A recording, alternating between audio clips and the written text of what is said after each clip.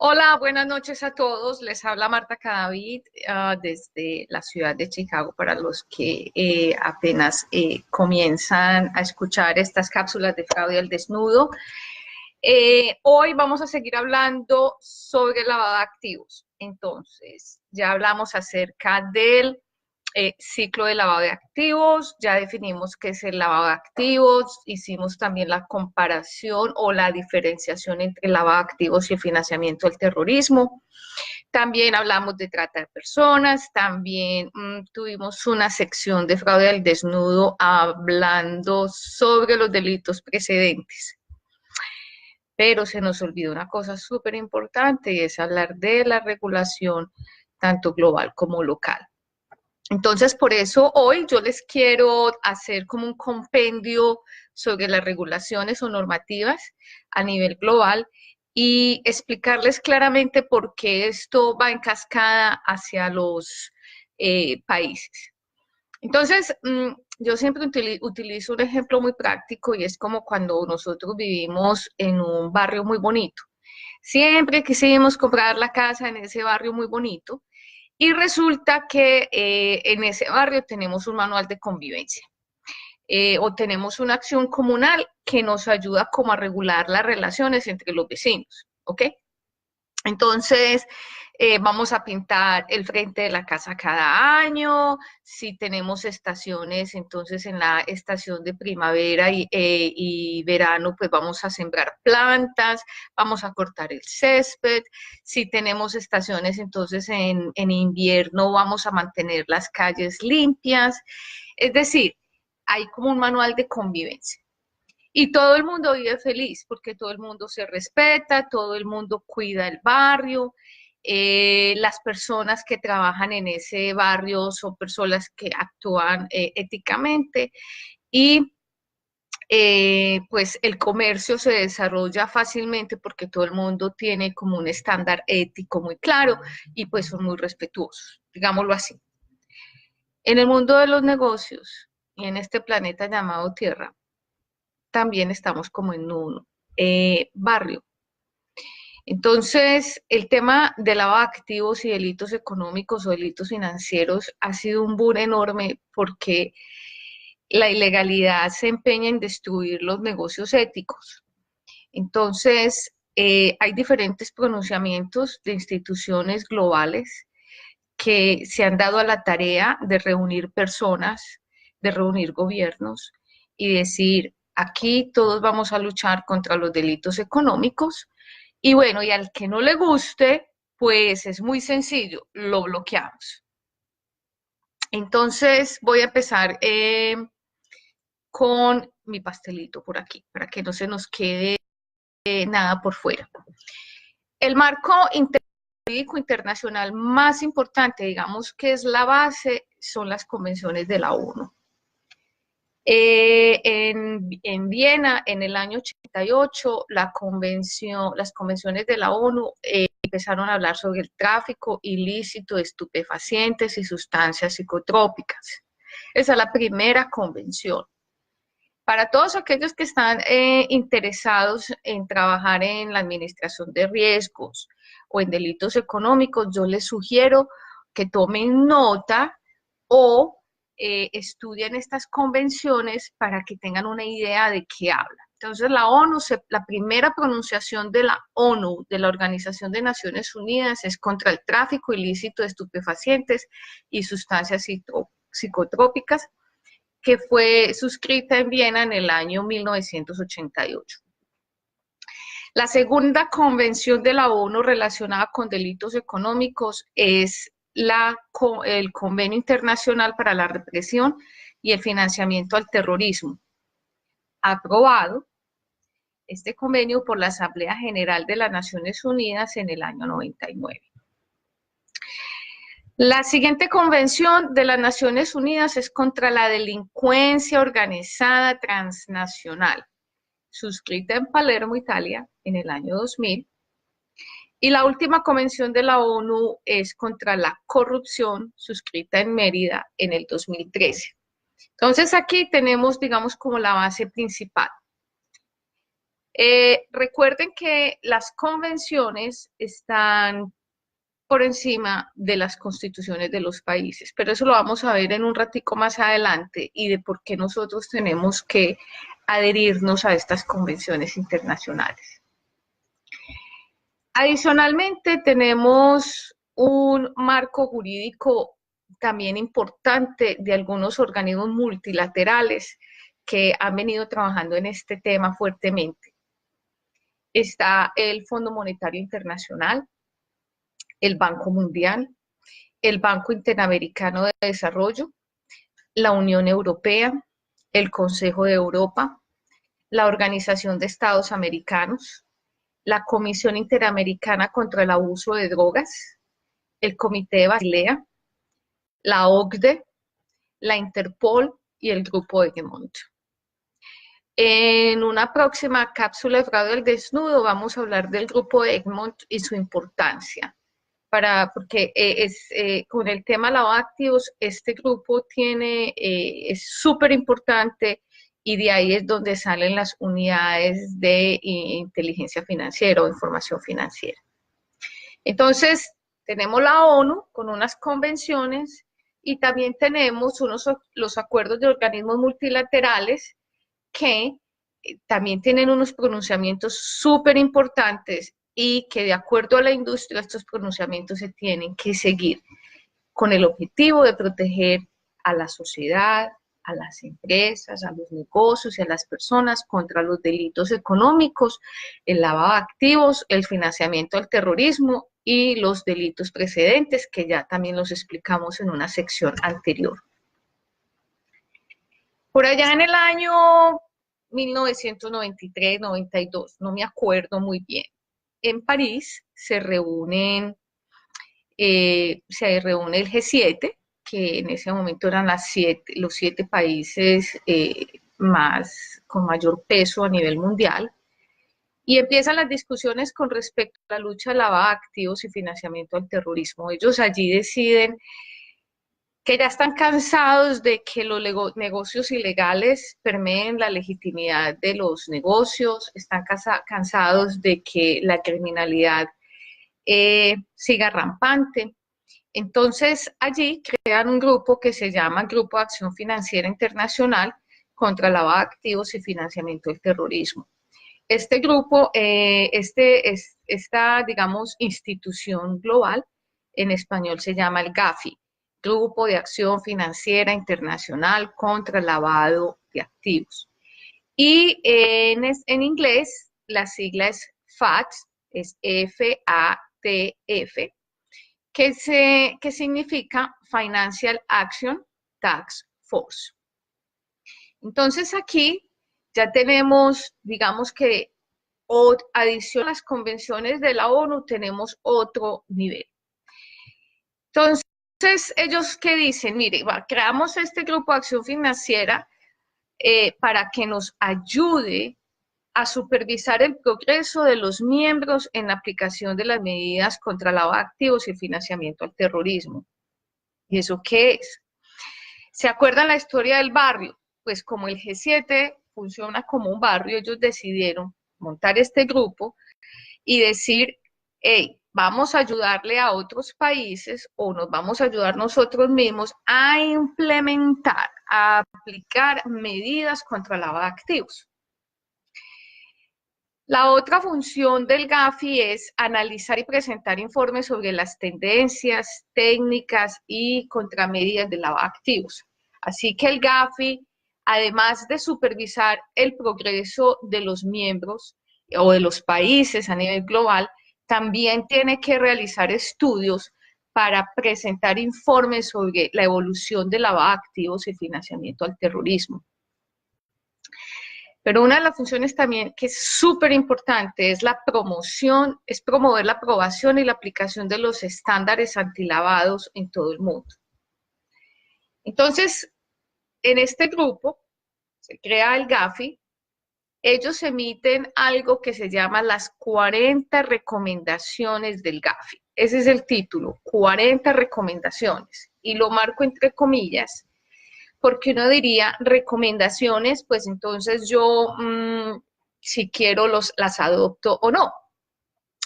Y resulta que ese es simplemente el título, pero realmente estas 40 recomendaciones contemplan los estándares contra la lucha y el financiamiento al terrorismo en el mundo.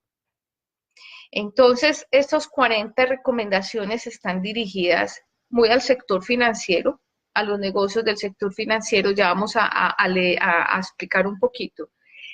Pero aquí también en las 40 recomendaciones del GAFI también están los negocios que no son financieros.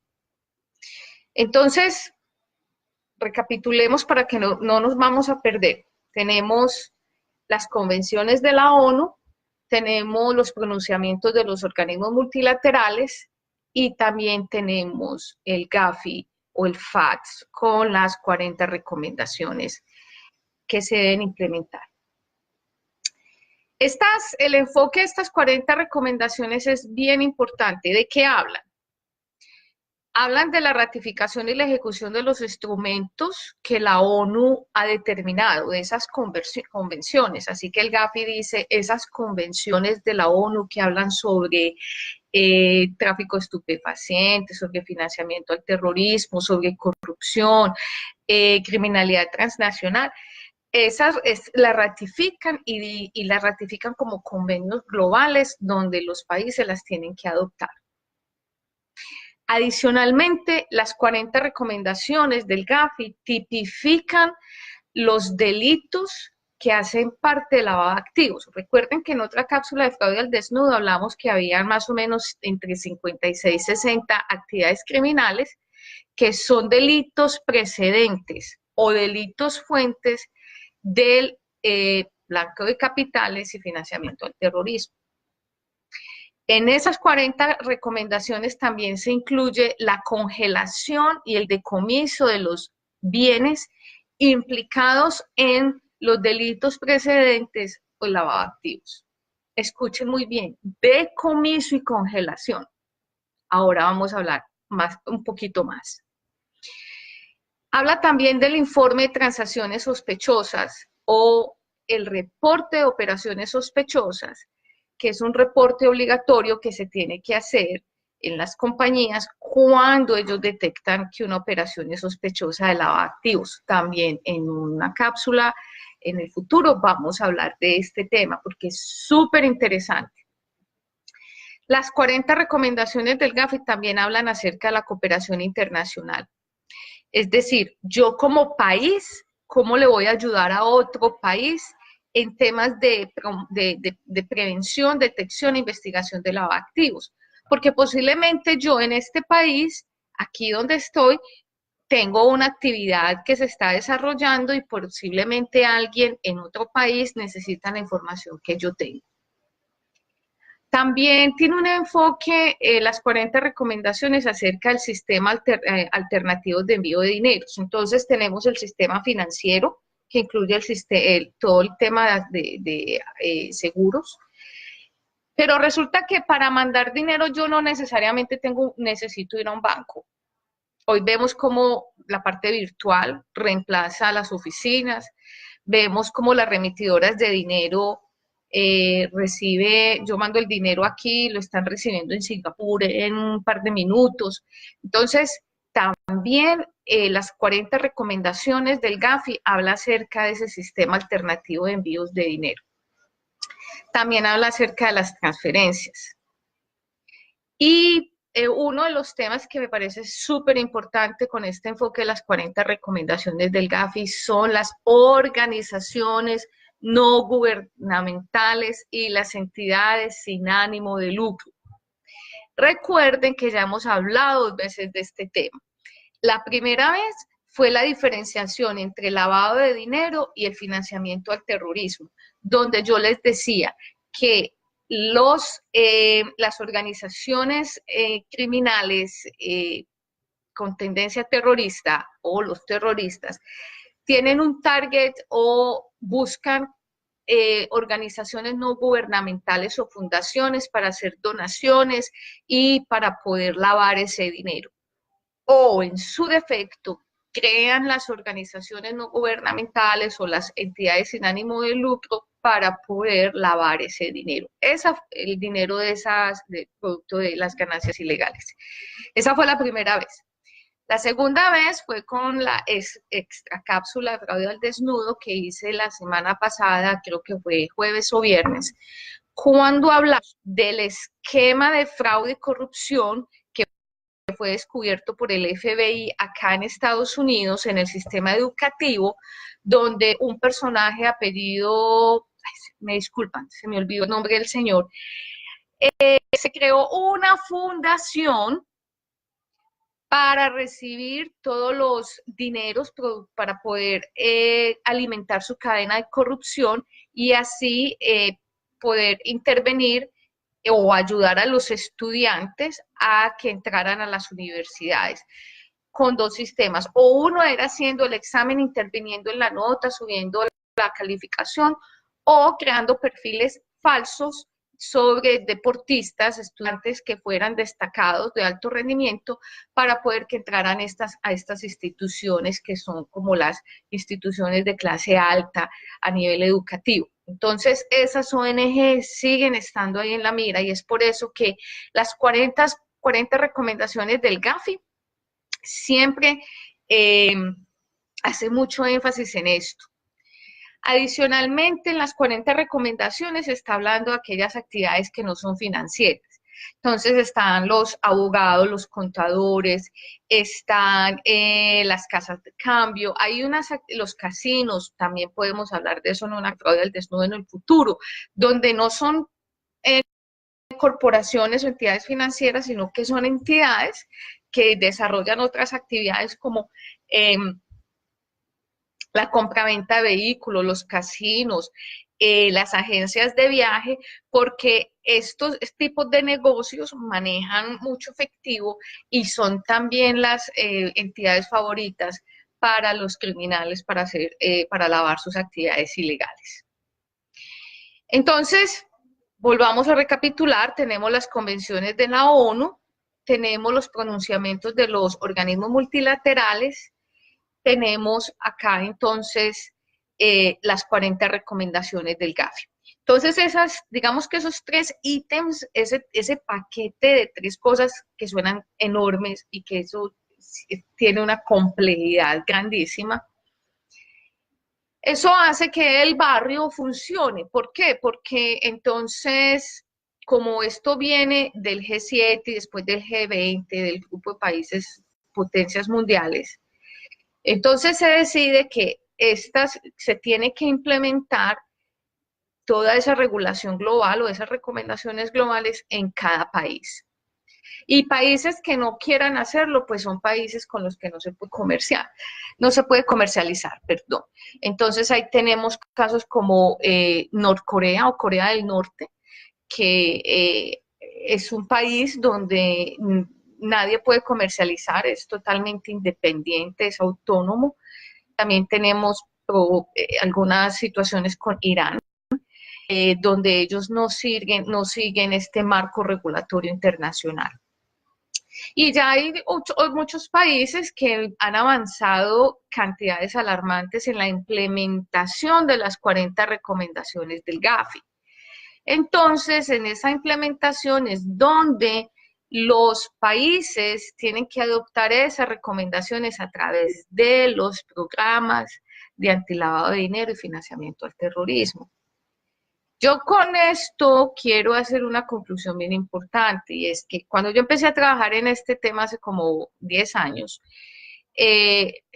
cuando empecé a dictar mis primeros talleres, me decían, Marta, es que el gobierno molesta mucho, es que el presidente molesta demasiado, más obligaciones para las compañías, ahora hay que tener un oficial de cumplimiento y ahora hay que pagarle a otra persona para que monte el programa. Y comentarios como este, ¿será que me puedes prestar tu programa? Yo lo copio en el mío. Y resulta, para los que no les gusta el tema, les tengo una mala noticia. Esto no se lo inventó un presidente, ni obedece a un país en particular. Esto es un movimiento global para luchar contra el lavado de activos y financiamiento al terrorismo. Y más que luchar es prevenirlo y detectarlo, no llegar hasta las últimas consecuencias, sino como país, nosotros como país en Latinoamérica, llámese Colombia, Ecuador, Perú, República Dominicana, México, donde nos ven, cómo implementamos el programa para prevenir y detectar actividades de lavado de dinero, financiamiento al terrorismo y cualquier delito fuente o delito financiero. Entonces, cuando el país ya baja en cascada esas 40 recomendaciones del GAFI y esos pronunciamientos de la ONU, que recuerden son convenciones, esos pronunciamientos nosotros los tenemos que tener muy claros porque eso se va de país en país.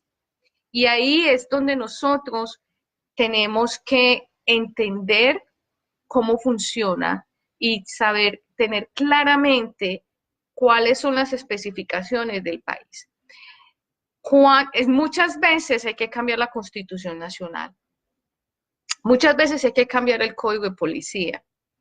En la mayoría de las veces los funcionarios públicos se tienen que capacitar precisamente para que puedan entender qué es un delito precedente, cómo funciona el lavado de activos, cuál es el ciclo, qué son actividades sospechosas, cómo se reportan.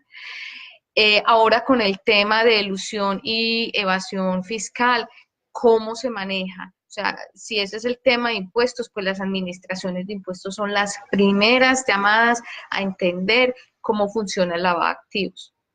Entonces, para hacer, digamos que una conclusión en el día de hoy con esta cápsula de fraude al desnudo, yo quiero que ustedes sean muy conscientes, primero, de que todo lo que tenemos en la regulación de nuestros países no obedece a un capricho presidencial ni del Congreso, que esto es un movimiento global para prevenir y detectar el lavado de activos y sus delitos precedentes y el financiamiento del terrorismo. Debe ser una obligación seguir las recomendaciones del GAFI. No porque son unas recomendaciones, que ese es el título, es una opción, no es una opción, no lo es mandatorio. Entonces ustedes, sus compañías, deben, primero, si son sujetos obligados, lo tienen que implementar. Pero si no son sujetos obligados, si de pronto no tienen el nivel de ingresos o el nivel de ventas o no tienen la cantidad de clientes que se solicita, en fin, no son sujetos obligados todavía, debe ser una recomendación implementar un programa de prevención y detección. Porque ¿qué hace la criminalidad? Como ya el sector financiero está protegido, se está blindando fuertemente cada día, pues entonces ellos no van al sistema financiero porque saben que los van a descubrir. Entonces se van para negocios más pequeños, más vulnerables, donde pueden introducir sus ganancias ilegales y lavar ese dinero. Entonces, más que debería ser una obligación, debería ser un acto, yo incluso lo llamaría moral, para protegerse en los negocios. He conocido gente que se ha quebrado, que ha llegado a la bancarrota porque tienen su negocio bien legalizado con todo, pero llega la competencia y en un acto de lavado, simplemente si aquí estaban vendiendo camisetas a 5 pesos, pues llega un lavador y va a vender las camisetas a 1 peso. Y pues claro, este señor aquí, que estaba legalmente constituido, pagaba sus impuestos, pues llega a la bancarrota porque tiene una competencia desleal. Las personas a veces no vemos o no ven el impacto económico que eso conlleva. Pensamos que siempre todo lo que tenga que ver con narcotráfico, financiamiento al terrorismo, lavado de activos, solamente vienen de ciertas fuentes, eh, pero no. El tema, por ejemplo, de piratería, el tema de fraude, el tema de la extorsión, son situaciones que las vivimos casi que en el día a día y que las vemos ahí palpables en la calle, en los negocios. Entonces, por eso en la medida que nosotros nos protejamos y protejamos el barrio, acuérdense de la historia del barrio, eh, si yo hago negocios con personas que también se están protegiendo, pues eso va a ayudar. Si yo le exijo a los otros que también se protejan, pues eso va a ayudar a que todos estemos, nos blindemos en un tipo de industria.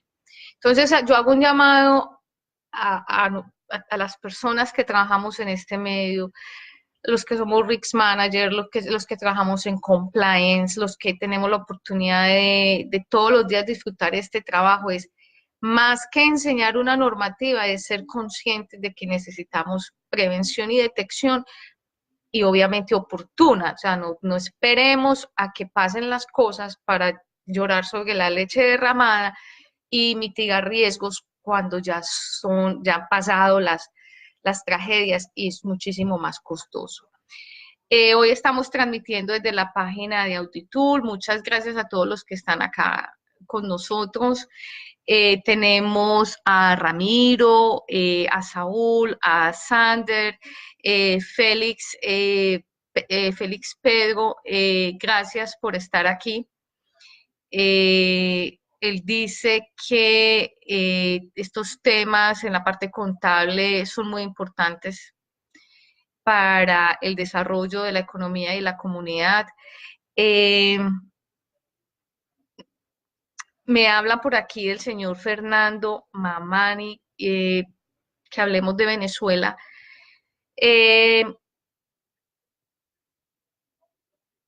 Señor, él me dice acá, me gustaría saber por qué dieron el IVA, cuál la causa.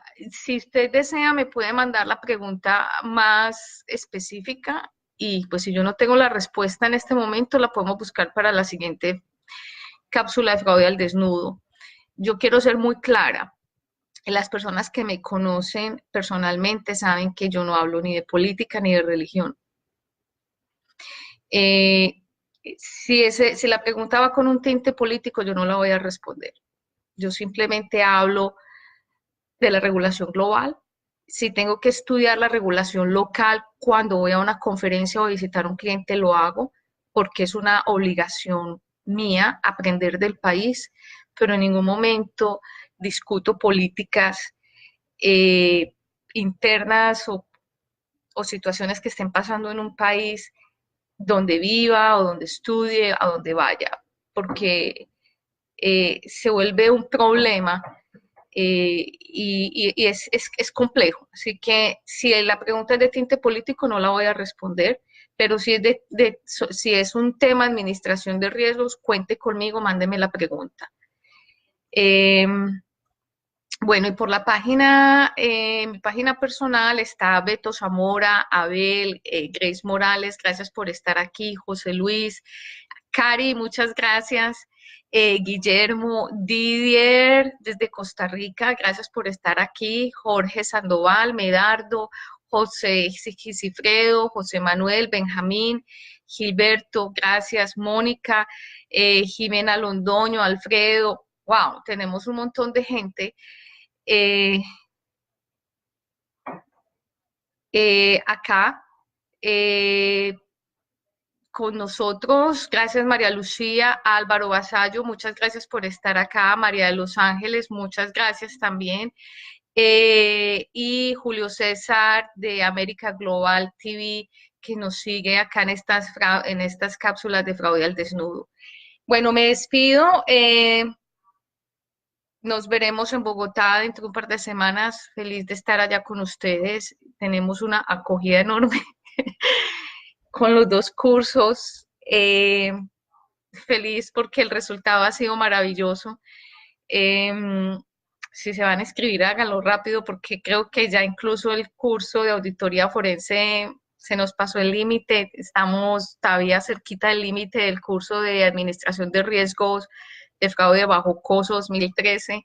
Así que feliz de estar con ustedes. Bueno, actualización del caso de corrupción acá en las universidades en Estados Unidos, pues le cuento que les cancelaron los contratos a las actrices de cine, A una de ellas, la hija era un youtuber o es, y les quitaron el patrocinio con Sephora, que Sephora es una casa de maquillaje bien importante acá.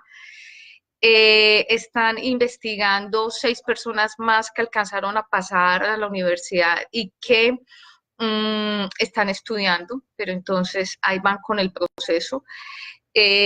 Siguen más cosas con este caso, muchísima más gente está cayendo. Creo que ya, creo no, hay ya audios de teléfonos, de llamadas, entonces ahí les voy siguiendo, les estaré contando cómo va el proceso y pues ojalá termine pronto.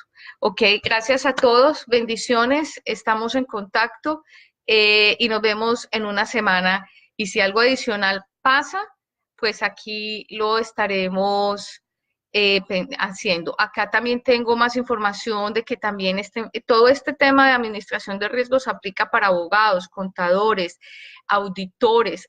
La administración de riesgos no es una rama que solamente sea para una profesión, es para todo lo que tiene que ver con la prevención y detección de fraudes. Entonces, puede haber, y pienso que debería haber, un médico que trabaje como gerente en una organización o como auditor y que tenga la capacidad de detectar fraudes en su entidad, que puede ser una clínica, puede ser un hospital, puede ser una EPS. Entonces, ¿es algo solamente de los contadores o de los abogados? No, ese es un mito que nosotros tenemos que quitar del medio profesional. Un auditor no necesariamente tiene que ser un contador, puede ser un administrador, puede ser un ingeniero. Y este tema de administración de riesgos es una carrera que está abierta para todo tipo de personas. Eso sí, le tiene que gustar. A todos muchas gracias, nos vemos y estamos aquí el lunes. Bendiciones, hasta pronto.